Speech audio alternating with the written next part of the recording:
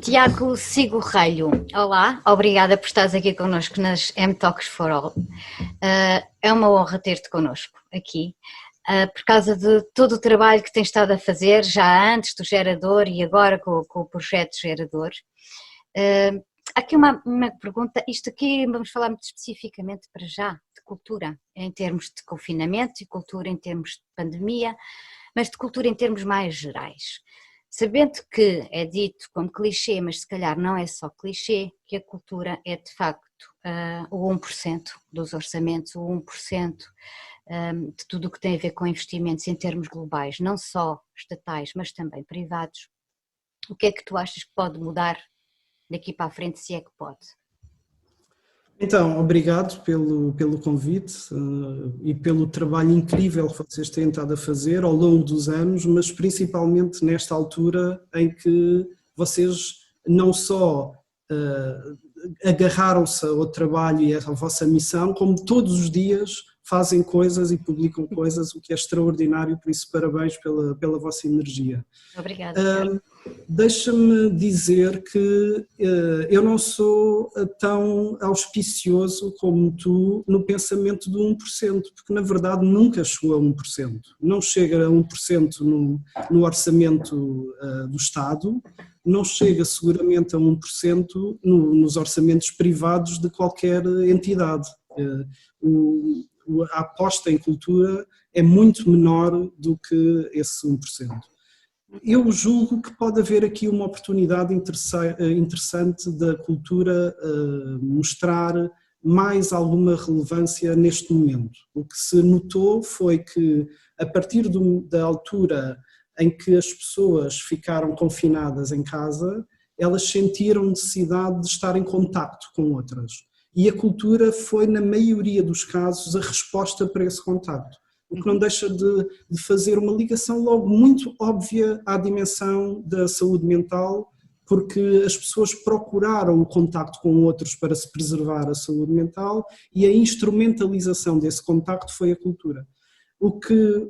Isto foi extraordinário, foi um efeito que ninguém estava à espera, julgo eu, e com uma abnegação brutal por parte dos artistas que de uma forma gratuita se disponibilizaram a fazer tudo o que antes ofereciam de uma forma paga, e isto pode ter consequência, efetivamente. Agora, depende muito eu acho que o Estado está a ter um papel, o Estado Central está a ter um papel de pensar, como aguentar o máximo e pensar como é que vai ajudar a resolver isto no futuro, ou espero eu que seja esse o papel.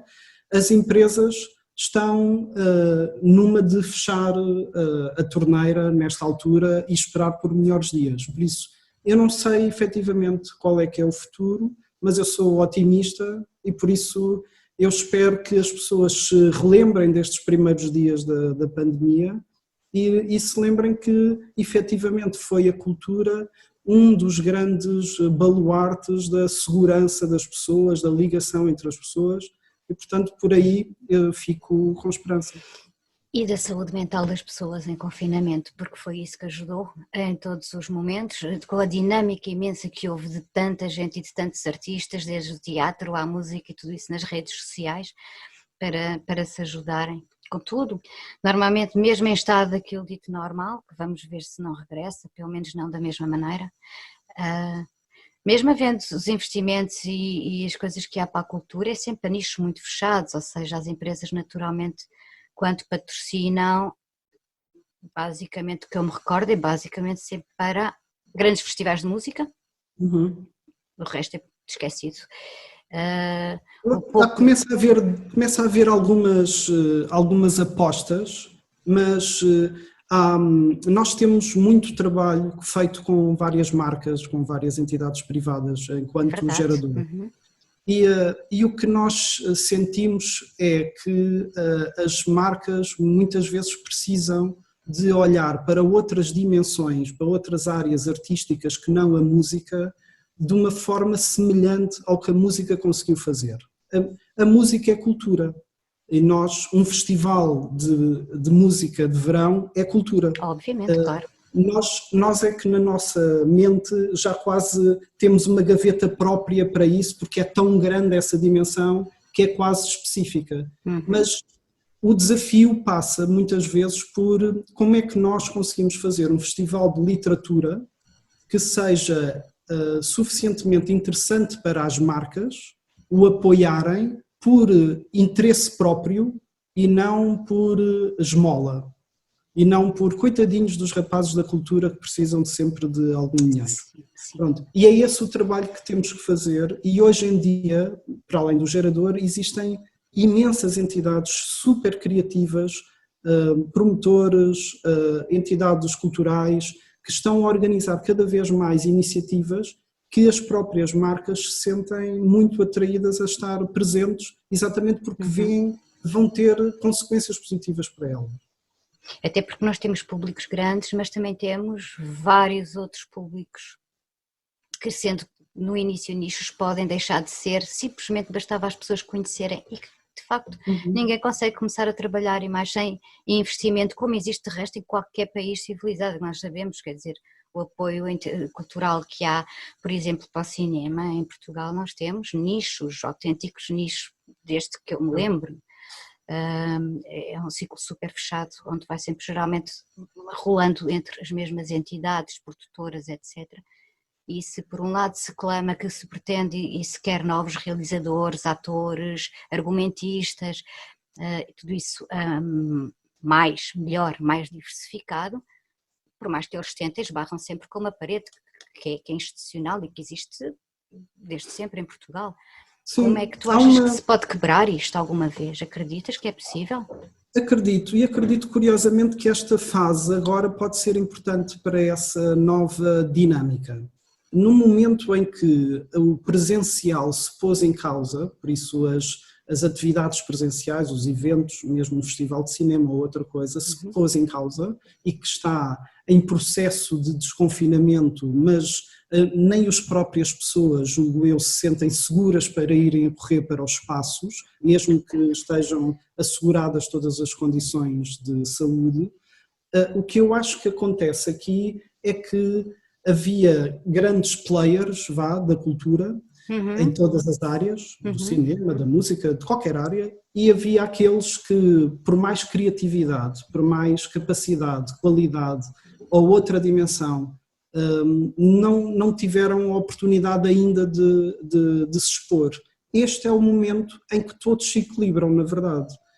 No momento em que os espaços presenciais deixam de estar válidos, então um grande player ou um player pequeno vai conseguir alcançar o seu público através do online, por exemplo, pela qualidade acima de tudo. Por isso este é o momento em que provavelmente nós vamos chegar ao fim deste ano, 2020, e vão haver muitos nomes artísticos, culturais, muitas entidades que nós nunca tínhamos ouvido falar e que vão passar a ser relevantes exatamente porque encontraram uma forma de comunicar que é extraordinariamente diferente em relação ao que tem sido até agora. Acreditas que pode haver aqui um twist, agora vendo do ponto de vista das marcas e do marketing, de perceber que não é só aquelas pessoas, entidades, músicos ou o que for, que julgam eles que está em alta por causa de estatísticas que muitas vezes sabemos nós que são fabricadas, sabes perfeitamente,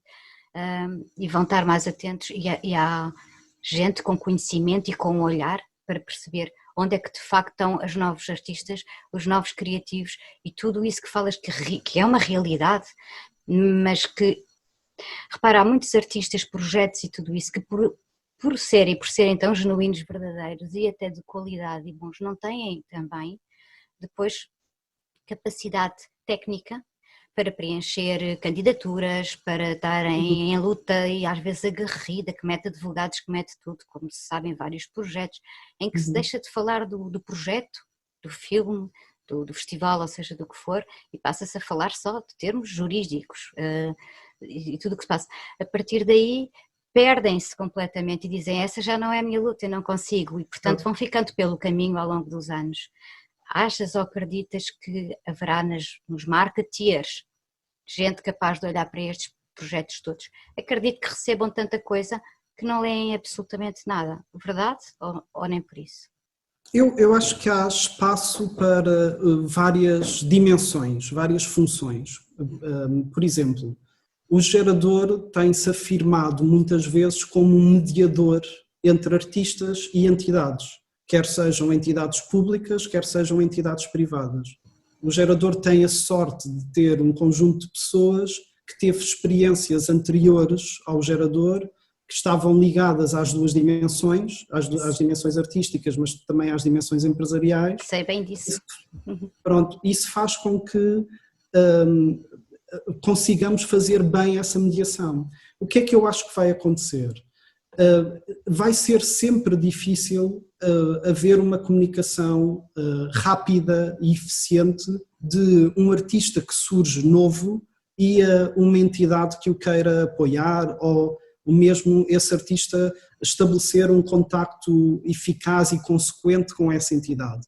Mas existem no meio uma série de entidades, como o gerador, mas como muitas outras, que conseguem fazer este trabalho de mediação, que passam a mensagem certa para a entidade e que se refletem e que pensam como ela, que sabem quais são as preocupações dela e ao mesmo tempo passam a mensagem certa para o artista, porque também sabem quais são as preocupações desse artista. Por isso o que eu acho que vai existir é mais oportunidades das marcas encontrarem os artistas, mas provavelmente os mediadores vão ter um papel fundamental nessa relação.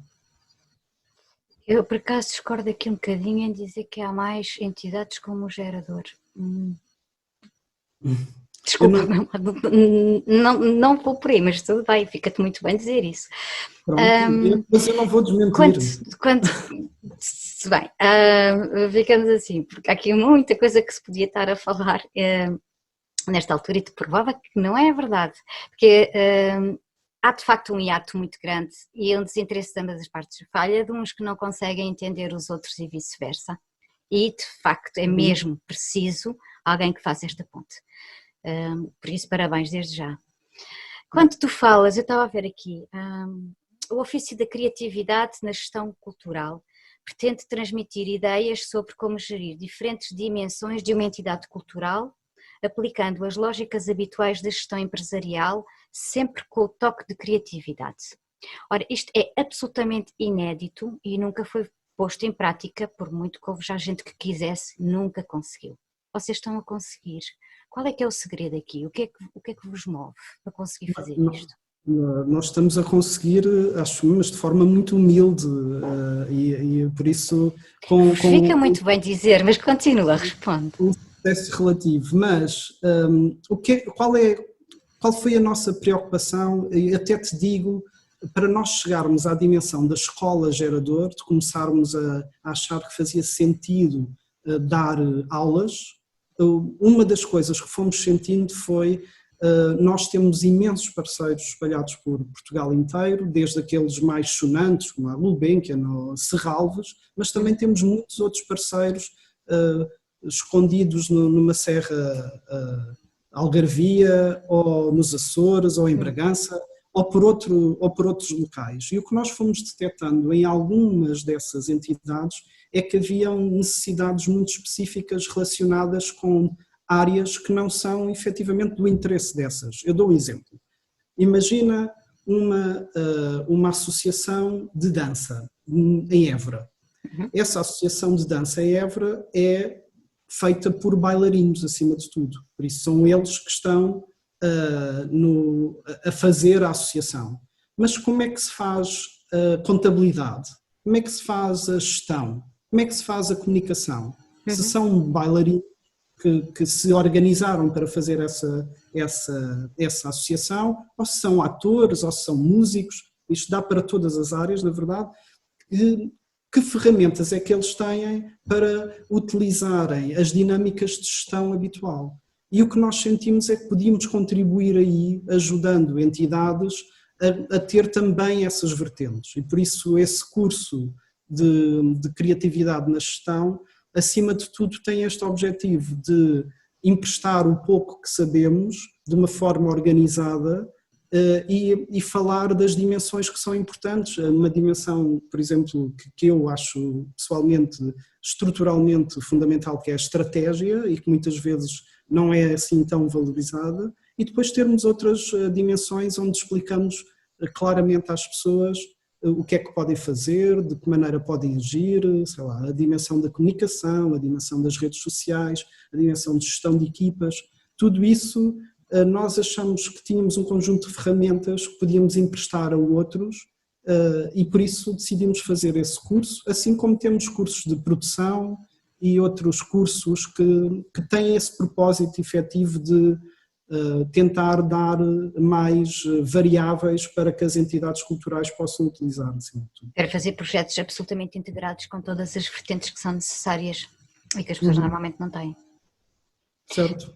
Neste tempo e altura que tivemos de confinamento e agora que estamos a sair, vamos ver se volta, se não volta, como é que lidaste em termos, para ti pessoalmente, com a tua saúde mental, com a forma como viveste isto, o isolamento ou não? Resumindo, como é que te sentiste durante este último mês, mês e meio?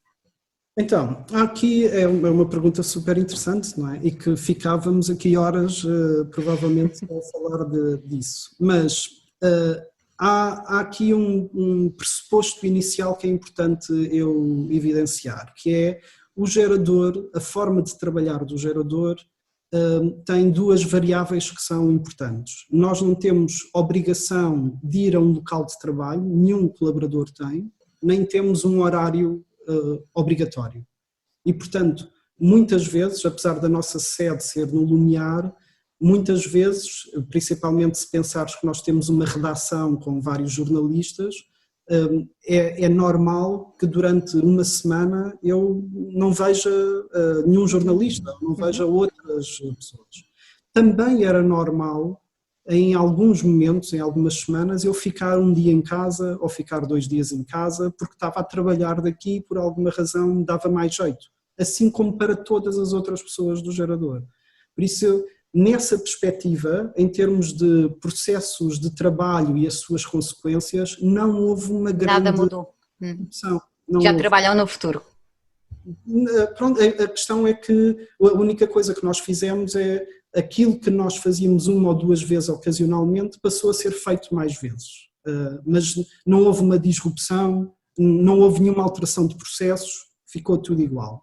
A dimensão da saúde mental, nesse sentido também, não foi muito alterada numa perspectiva pessoal de cada um de nós. É óbvio que eu tenho saudades de estar na rua, tenho saudades de abraçar as pessoas que me fazem falta, da minha família, os meus amigos, as pessoas do gerador, tenho saudades de estarmos todos no nosso espaço, na esplanada, a beber um café e talvez vinho, e enquanto apanhamos um sol na cara, isso tenho imensas saudades. Mas a dimensão que eu penso assim mais estrutural em relação à saúde mental é que este pode ter sido um momento muito importante para sublinhar a importância da saúde mental. E eu vejo isto como uma oportunidade. Provavelmente a saúde mental tem sido muitas vezes um parente pobre da saúde, é assim até por uma questão de estigma da população, mas também é assim muitas vezes por uma questão até de gestão de quem ocupa os cargos principais a nível de saúde. E eu acho que este pode ser uma oportunidade muito interessante. É óbvio que isto temos um problema de saúde físico, mas foi claro desde o início as implicações na saúde mental de toda a gente e que poderiam existir, e eu acho que se as entidades e as pessoas que estão ligadas à saúde mental, como vocês estão a fazer esse trabalho incrível, se unirem e aproveitarem esta oportunidade, eu acho que pode ser um momento de turnover na forma como até a população olha para a dimensão da saúde mental. Eu acho que está na hora de começar a exigir um quase equilíbrio do investimento na saúde mental do que na saúde física. Acho que temos que começar a fazer esse trabalho. A saúde mental é crítica para os humanos. Nós vivemos das ligações entre pessoas, vivemos do nosso bem-estar e por isso se não fazemos essa evolução para esse equilíbrio entre o investimento que se faz na saúde física e na saúde mental, acho que vamos ter problemas graves em breve. Por isso eu vejo isto como uma oportunidade. Que bom, que bom. Eu também espero que assim seja.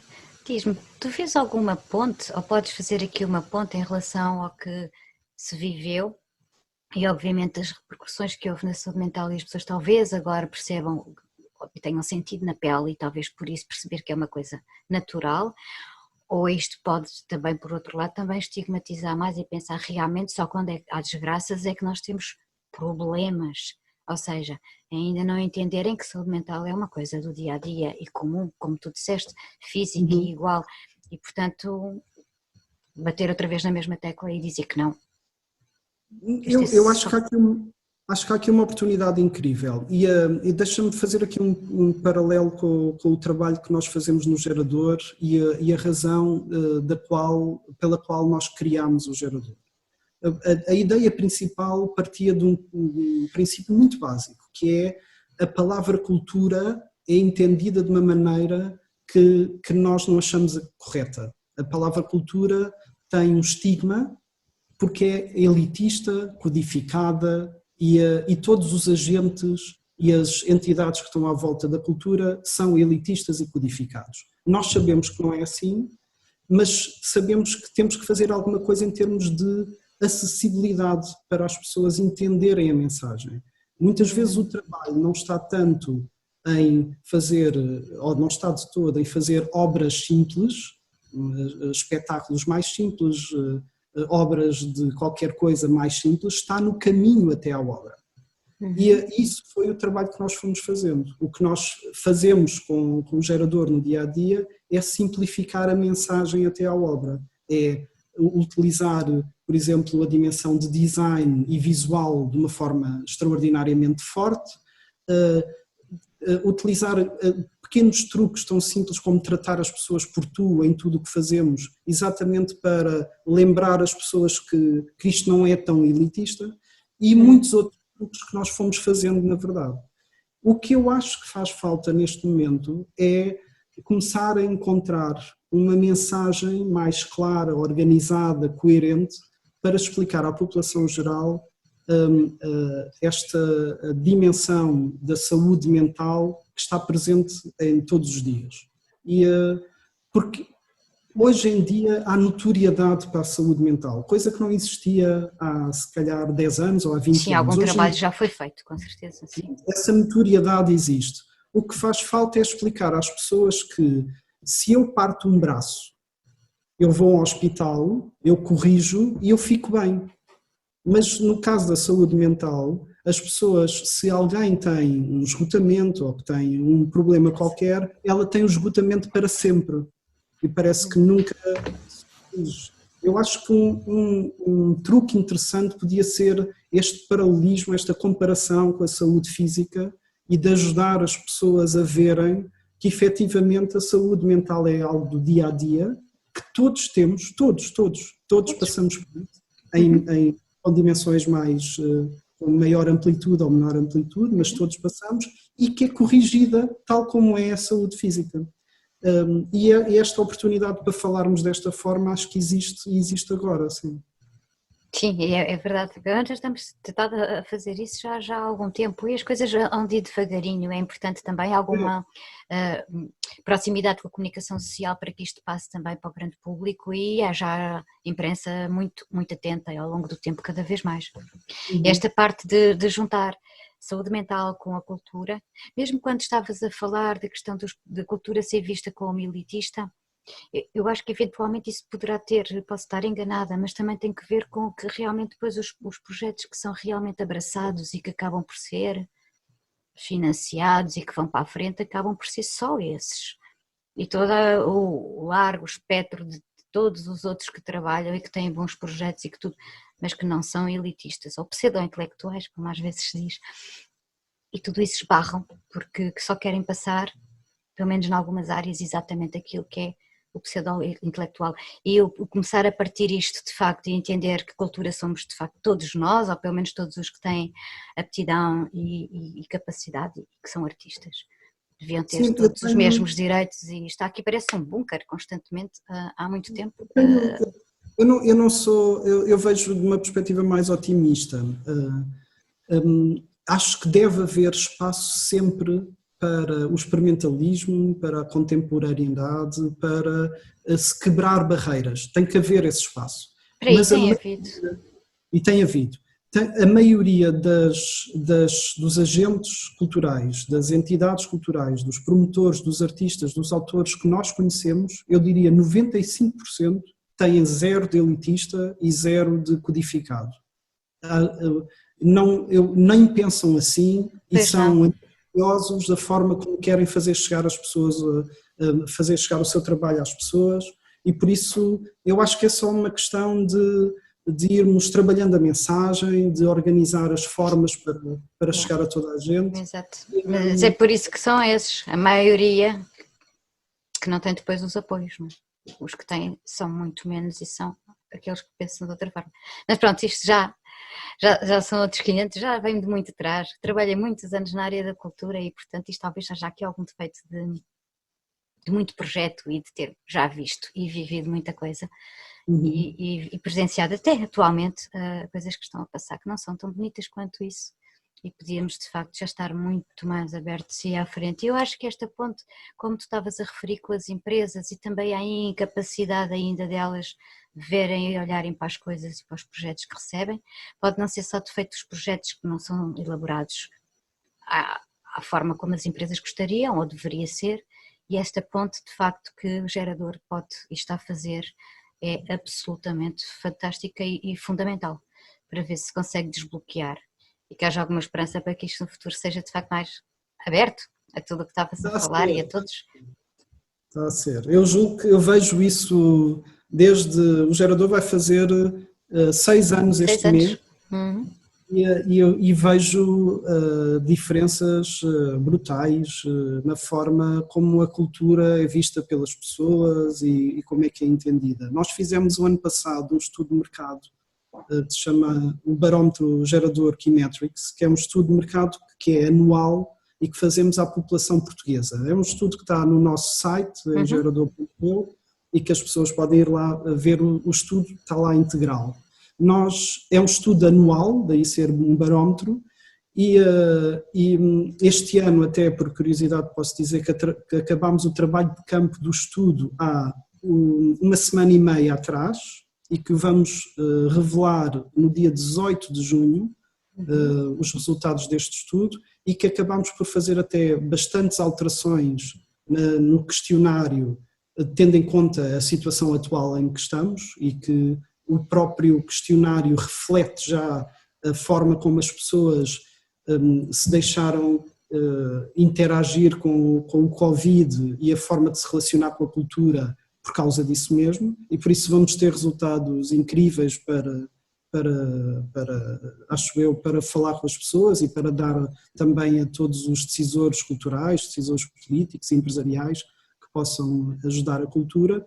E acima de tudo o que te queria dizer era que no estudo do ano passado e no que eu já vi do estudo deste ano, mas que não posso falar muito mais do que breves coisas, há uma ligação efetiva da população portuguesa à cultura, há uma cada vez maior ligação, as pessoas percebem a importância da cultura, associam a cultura com a educação, o que é uma dimensão muito relevante. É absolutamente óbvio, acho que é uma ligação óbvia. Mas podia ser naquela perspectiva de a população se calhar não entende tanto isto e acha que a cultura está ligada ao entretenimento só. Não. É claríssimo, a nossa pergunta no estudo de mercado é mesmo se a cultura está mais ligada à educação ou ao entretenimento, e é claríssimo o entendimento das pessoas, assim como é claríssimo, numa perspectiva global, a presença essencial da cultura na vida das pessoas. Por isso, eu acho que também a projeção deste estudo e do trabalho que todos os agentes culturais estão a fazer, com o tempo, vai ajudar a que todas as entidades públicas e privadas olhem para a cultura como algo que querem estar presentes porque os portugueses olham para ela como algo essencial. Tão bom ouvir isso, tão bom ouvir isso. E que também sirva para muitos pais, caramba, muitos pais que ainda não deixam os filhos seguir carreiras de artes, porque entendem que é hobby. Isto ainda acontece, é inacreditável. Como eu ainda consigo ouvir tanto isto. É um hobby, não é trabalho. Vais arranjar o teu trabalho e depois então tens esse hobby. Isto de facto em Portugal é estranho, como ainda há tanta gente a pensar assim. Vamos ver se isto com o tempo, devagarinho as coisas vão começando a mas eu acho que mudar. isso geralmente é um tema, sei lá, quantos filmes norte-americanos, quantas séries nós vemos em que existe esse momento de o filho virar-se para o pai e diz eu vou seguir pintura, e o pai não, tens que seguir engenharia ou outra coisa qualquer. Eu acho que Achas que é transversal, portanto?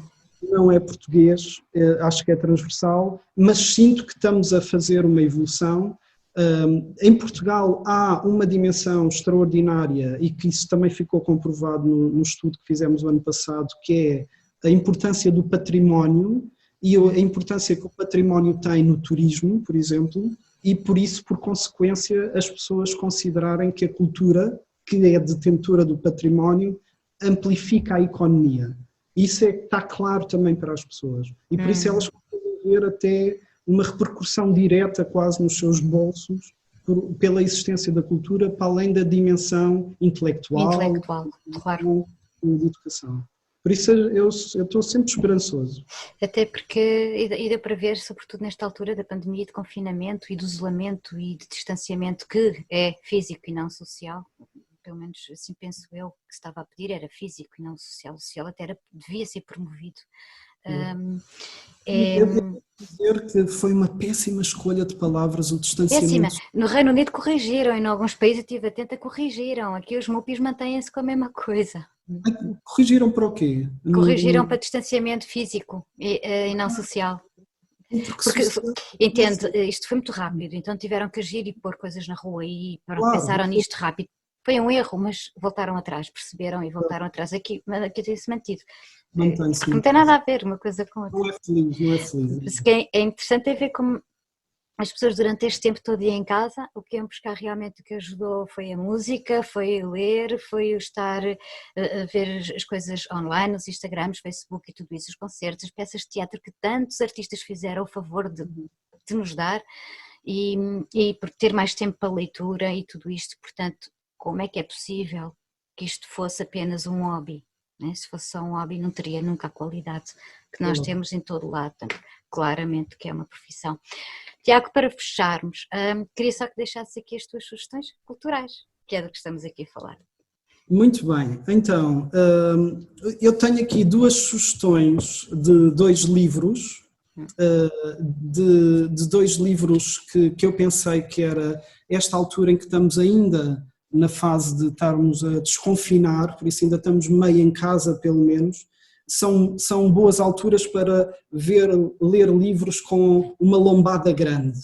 E então fui escolher aqui dois livros que me dizem muito e que eu gosto bastante. Um é o Homo Deus do Harari, do Yuval Harari, que é incrível. Ele escreve primeiro um outro livro que é o Homo Sapiens, que conta basicamente a história dos humanos até agora, e depois o Homo Deus é a projeção que ele faz com base em dados empíricos do que será o futuro da nossa raça ou até de outras raças que podem vir a surgir, e por isso sugiro que o leiam.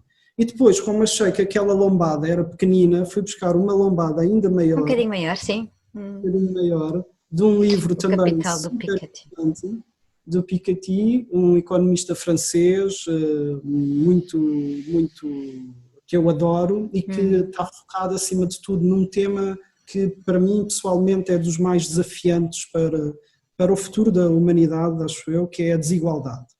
E ele escreve um livro inteiro com base em dimensões financeiras muito claras, com dados, com possibilidade de irmos consultar informação, e eu acho que é super interessante poder ler este livro e tudo o que ele traz para refletirmos sobre a desigualdade e o que é a desigualdade hoje em dia, e ela tem muito impacto, por exemplo, no consumo cultural, ou imagino eu até na dimensão da percepção da saúde mental. Uhum. Se houve coisa que nós descobrimos o ano passado no estudo que fizemos no barómetro, foi que a variável que mais discrimina o consumo de cultura é a educação. Não é a riqueza, não é outra dimensão qualquer. Se as pessoas tiverem uma educação avançada, consomem mais cultura. Se têm uma educação menos avançada, consomem muito menos cultura. É absolutamente óbvio.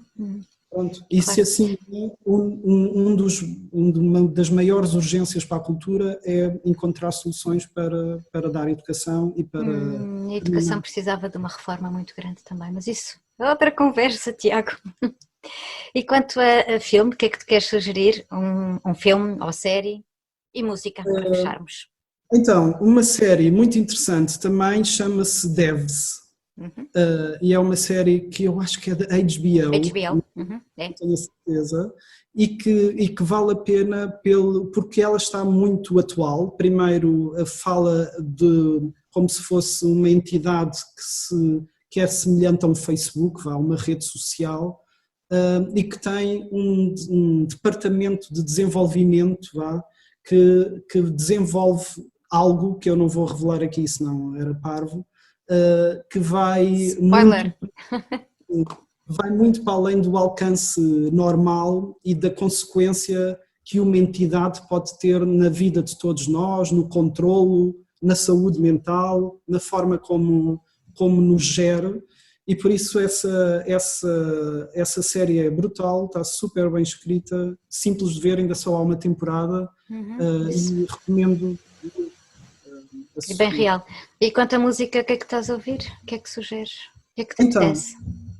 Eu apetece-me sempre ouvir Jungle. Nunca há um momento da minha vida que eu não ouça Jungle. Eu sou muito fanático por Jungle, qualquer momento. Mas eu vou descobrindo assim outros músicos e outras bandas que também me vão estimulando. Eu estava aqui a pensar em quais, deixa-me só aqui que eu digo-te já, uma banda que eu também tenho estado a ouvir muito e nada melhor do que ir aqui, e que é Wolfpack. Eu não te conhecia esta banda já tem uns anos, tem uma inspiração acima de tudo de jazz, mas que depois trabalham com outras dimensões como soul ou outras lógicas, e tudo o que eles fazem é absolutamente incrível, e por isso eu recomendo que ouçam Wolfpack, é um nome assim meio estranho. Fica aqui a recomendação mas e vale a sugestão. Tiago Sigorrelho, obrigada por ter estado aqui mais uma vez e por tudo aquilo que disseste, de facto foi relevante, importante, e toda a gente vai ficar contente por perceber o que é que está a ser feito no gerador, com o gerador, contigo em particular, com toda a equipa também, e aqui fica, e até à próxima. Obrigadíssima por estares nas M-Talks for All. Obrigado. Tá.